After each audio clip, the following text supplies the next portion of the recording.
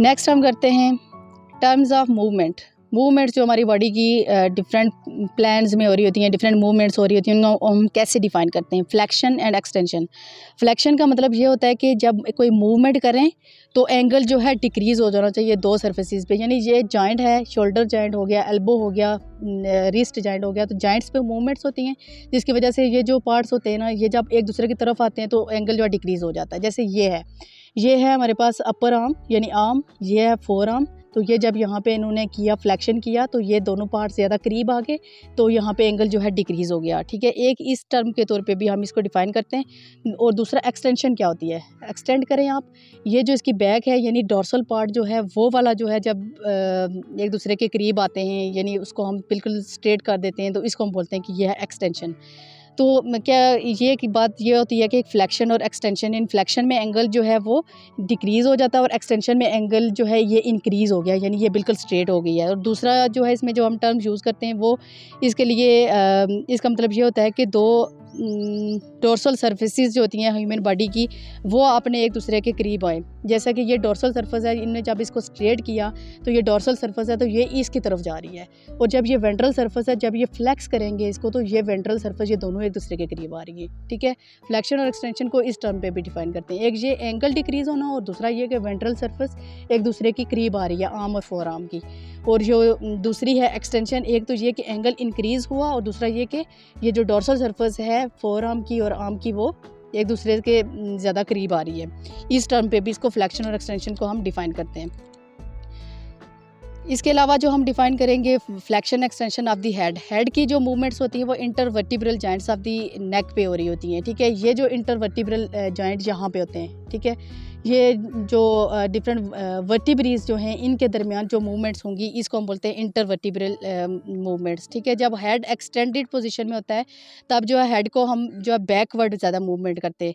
तब क्या होता है कि डायरेक्शन और एंगल जो होता है स्कल बोन्स और थोरेसिक केज जो होती है वो डिक्रीज़ हो जाती है। जैसे आप अपना हेड पीछे करें, थोड़ा सा इसको एक्सटेंड करें, मतलब ऐसे इसको मूवमेंट करें।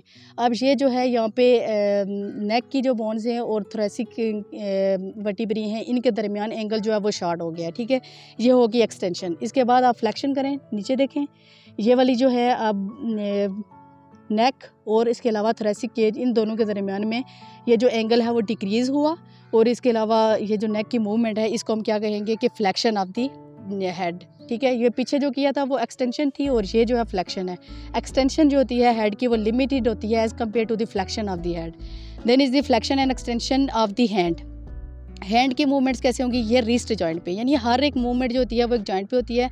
तो फ्लेक्शन जो होगी वो फॉरवर्ड या वेंट्रल मूवमेंट होती है हैंड की, जिसकी वजह से एंगल जो होगा हैंड बोन्स का, फोर आर्म का, वो डिक्रीज़ हो जाता है। उसमें जो है एक्सटेंशन जो होगी हैंड की रिस्ट जॉइंट के ऊपर, हैंड जो है बैकवर्ड मूवमेंट करेगा। आप जैसे करें, यहाँ से अपने हैंड को इधर मूव करें, ऐसे करें, नहीं इस जॉइंट को सीधा रखें, आप जस्ट इस जॉइंट पे करें, तो ये है रिस्ट जॉइंट। रिस्ट जॉइंट में इन्हें हैंड को सीधा रखें, जस्ट यहाँ से ऐसे ऊपर किया, तो ये क्या हुआ कि हैंड जब ऊपर आया तो इन दोनों के दरमियान में ये एंगल डिक्रीज़ हो गया। तो ये वाला है हैंड की फ्लेक्शन।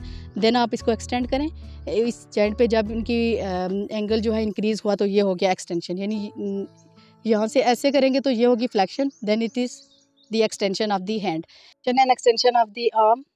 मूवमेंट्स जो होती हैं एक्सटेंशन और फ्लेक्शन की, एक ये शोल्डर जॉइंट पे हो रही होती हैं। ये एक स्पेशल सेट होता है मूवमेंट्स का। इसमें क्या होगा कि इसमें भी एंगल इंक्रीज़ या डिक्रीज़ हो रहा होता है। फ्लेक्शन जो होती है अपर लिम्ब की, ये शोल्डर जॉइंट पे इस तरह से होगी कि आप बाजू को आगे मूव करें तो ये जो है क्या हुआ कि अपर लिम्ब जो है फॉरवर्ड है, अपवर्ड है और मीडियली। ठीक है, ये अपवर्ड है, ज़्यादा फॉरवर्ड हुआ है और मीडियली है, तो इसको हम क्या बोलेंगे, flexion of the arm. Then same आप पीछे करें तो ये क्या है, बैकवर्ड है, अपवर्ड है एंड लेटरली, इसको हम क्या बोलेंगे, एक्सटेंशन ऑफ द आर्म।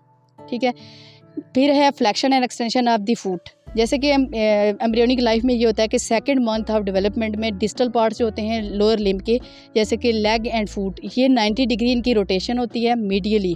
ठीक है। मीडियली रोटेशन की वजह से जो लेग्स और फुट होते हैं एंकल रीजन में, वो मीडियली इसलिए आ जाते हैं कि ये रोटेशन हो रही होती है।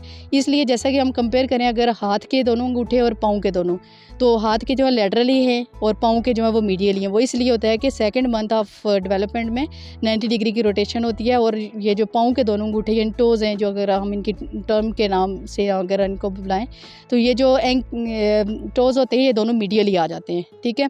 इस वजह से इनकी मूवमेंट थोड़ी सी डिफ़र कर जाती हैं। तो डोर्सल सरफेस जो होती है लेग की और एक्सटेंसर समेत जो है ये एंटीरियरली लाई करना शुरू हो जाते हैं। जो वेंट्रल सरफेस होती है वो फ्लेक्सर समेत जो है ये पोस्टीरियरली लाई करते हैं। जैसा कि आप देख सकते हैं ये थाई का रीजन है। यहाँ पे जो थाई का रीजन जो इन्वॉल्व होता है, यानी यहाँ पे हेयर्स नहीं होते, तो इसको हम बोलेंगे वेंट्रल सरफेस। लेकिन अगर हम इस रीजन पे जाएं, यहाँ पे ये लेग का जो पोर्शन है यहाँ पे हेयर्स होते हैं, ये है डोर्सल सरफेस। और पाँव का ऊपर वाला पोर्शन जो है ये भी हेयर वाला, ठीक है, ये भी डोर्सल सरफेस है। ये इसलिए डिफरेंट हो जाता है क्योंकि ये रोटेशन होती है। तो रोटेशन की वजह से एक तो ये जो टोज़ वगैरह है इनकी एज़ कम्पेयर टू हैंड जो है लोकेशन थोड़ी सी डिफ़र कर जाती है। और दूसरा ये कि इनकी मूवमेंट्स भी चेंज कर जाती हैं। 90 डिग्री रोटेशन हो रही होती है और मूवमेंट सारी इनकी डिफ़र हो जाती हैं। और फिर 90 डिग्री एडिशन की वजह से जो एंटीरियर डायरेक्शन में जो इनकी मूवमेंट होती है, वो पाँव की डायरेक्शन जो होगी वो सुपीरियरली आ जाती है और वेंट्रल सरफेस जो होती है पाँव की वो नीचे चली जाती है। अब इनकी हम मूवमेंट्स करवाएंगे। अच्छा, एक तो इसमें जो रोटेशन हो रही होती है कि जो लेग्स एंड फुट जो होते हैं वो मीडियली आ जाते हैं, डोर्सल सरफेस जो होती है वो एंटीरियरली आ जाती है। और दूसरी जो एक और 90 डिग्री की रोटेशन होती है उसकी वजह से जो फुट और लेग्स जो होते हैं वो 90 डिग्री के एंगल पे आ जाते हैं। जैसे कि ये टोटली डिफ़र कर जाता है, ये लेग्स हैं, ये फुट है और ये 90 डिग्री के एंगल पे इस तरह से है। इसी वजह से जो है इनकी मूवमेंट्स होती हैं टोटली डिफ़र कर जाती हैं। ये जो ऊपर पोर्शन है फुट का ये है डोर्सल पोर्शन, एंड नीचे से आप दिखाएं जो नीचे वाला पोर्शन होगा ये जो है इसका वेंट्रल पोर्शन है, ठीक है। इसी वजह से जब हम मूवमेंट्स करवाते हैं तो एक्सटेंसर मसल्स जो होते हैं फुट के, यानी जो एंटीरियर कंपार्टमेंट ऑफ लेग में आ जाते हैं, जब इनकी कॉन्ट्रैक्शन होगी, ये कॉन्ट्रैक्ट करेंगे तो क्या करेंगे, पाँव को ऊपर की तरफ पुल करेंगे, ऐसे सही से आप दिखाएं इसको। तो ये जो एंगल होता है इसके दरमियान में ये डिक्रीज़ हो गया। तो ये जो फ्लैक्शन हुई है इसको हम बोलते हैं डोर्सी फ्लैक्शन, मतलब डोर्सल सरफेस ऑफ फुट की फ्लैक्शन हुई है, इसलिए इसको हम बोलते हैं डोर्सी फ्लैक्शन। और इसी तरह से जब इस पोस्टीरियर कंपार्टमेंट ऑफ लेग यानी इनकी जब कॉन्ट्रैक्शन होती है, इन मसल्स की कॉन्ट्रैक्शन होगी, तो ये फुट को जो है नीचे की तरफ ड्रा करेंगे। आप नीचे करें ऐसे, तो ये इसको खींच के इधर की तरफ ले आएंगे, यानी ये पाँव जो है नीचे की तरफ अब फ्लैक्स हुआ है। इसको हम बोलते हैं प्लांटर फ्लैक्शन। ये पोर्शन जो पाँव के नीचे वाला होता है इसको बोलते हैं प्लांटर, ऊपर वाला जो है ये हो गया डोर्सल वाला पोर्शन, ठीक है। इसलिए नीचे वाले की जब ऐसे कॉन्ट्रैक्शन होगी इसको हम बोलते हैं प्लांटर फ्लैक्शन। तो प्लांटर फ्लैक्शन जो होती है मोस्टली जो है स्टूडेंट्स जो होते हैं इस कॉन्सेप्ट को ज़्यादा अच्छे से समझते हैं कि ये वाला जो है जो प्लांटर फ्लैक्शन हुई है ये असल में पाँव की असल फ्लैक्शन हो रही होती है, वाइल जो डोर्सी फ्लैक्शन होती है वो असल में एक्सटेंशन होती है फुट की। यहाँ पे थोड़ा सा कंफ्यूजिंग होता है क्योंकि ये मसल्स और इनकी लोकेशन जो होती है लेग एंड फुट की थोड़ा रोटेशन की वजह से चेंज हो जाती है। इसलिए ये जो बेशक यहाँ पे फ्लैक्शन हुई है लेकिन दूसरे लिहाज से एक एक्सटेंशन होती है फुट की। अगर हम देखें तो फुट की एक्सटेंशन हुई है लेकिन यहाँ पे एंगल डिक्रीज़ होने की वजह से इसको हम डोर्सी फ्लैक्शन बोलेंगे। और दूसरे वाले को हमने जो है वो जो हमारे पास पोस्टीरियर कंपार्टमेंट की यानी एक्सटेंसर मसल की जो कॉन्ट्रैक्शन की वजह से हुआ उसको हमने प्लांटर फ्लैक्शन बोला। और उसको हमने रियली माना कि जो प्लांटर फ्लैक्शन है is the real flexion of the foot.